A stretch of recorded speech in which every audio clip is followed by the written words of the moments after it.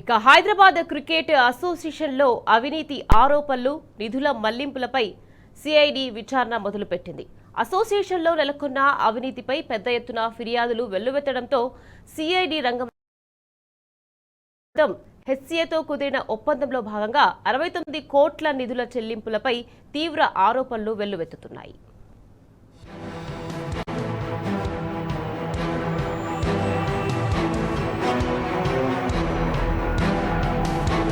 Hyderabad cricket association ఖాతా నుంచి Visakha industries కు దాదాపు 69 కోట్ల నిధుల బదలాయింపుపై సిఐడి విచారణ జరుపుతున్నట్లు అత్యంత విశ్వసనీయంగా తెలిసింది. పాత అధ్యక్షుడిని తొలగించడం, కొత్త అధ్యక్షుడిని నియమించడం, కోర్టులో కేసు కొనసాగుతుండగానే 22 ఏళ్ల కిందటి ఫైల్ను అడ్డం పెట్టుకుని ఉత్తర తెలంగాణకు చెందిన మంత్రి కంపెనీకి ఆగమేఘాల మీద క్రికెట్ అసోసియేషన్ నిధులు బదలాయించారు. దీనిపై అటు ప్రభుత్వంలో ఇటు క్రీడాలోకంలో తీవ్ర చర్చనీయాంశమైంది. ఈ నేపథ్యంలో హెచ్సిఏ కార్యవర్గంలోని కీలక సభ్యులను సిఐడి అధికారులు విచారిస్తున్నట్టు సమాచారం.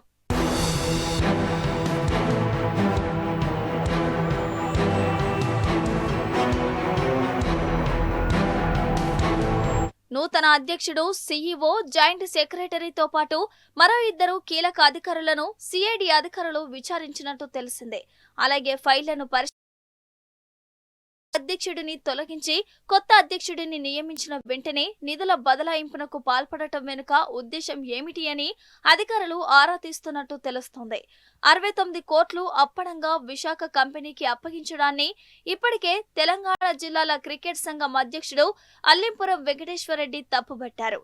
అవినీతిపై విచారణ పూర్తయ్యే వరకు వివేక్ మంత్రి పదవికి దూరంగా ఉండాలని డిమాండ్ చేశారు. హెచ్సిఏలోని కోట్ల కుంభకోణంపై సీఎం రేవంత్ రెడ్డి, కేంద్ర మంత్రులు కిషన్ రెడ్డి, సంజయ్ వెంటనే స్పందించాలన్నారు.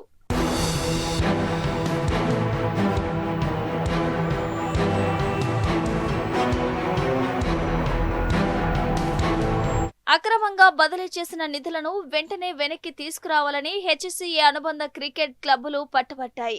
హెచ్సిఏ నిర్వాకానికి వ్యతిరేకంగా వారు జింకానా గ్రౌండ్ లో ధర్నాలు సైతం చేశారు. ఈ నేపథ్యంలోనే సిఐడి విభాగం రంగంలోకి దిగినట్టు సమాచారం. అధికారులు విచారణలో నిజాన్ని నిగ్గు తేల్చుతారా లేక అధికార ఒత్తిళ్లకు తలొగ్గి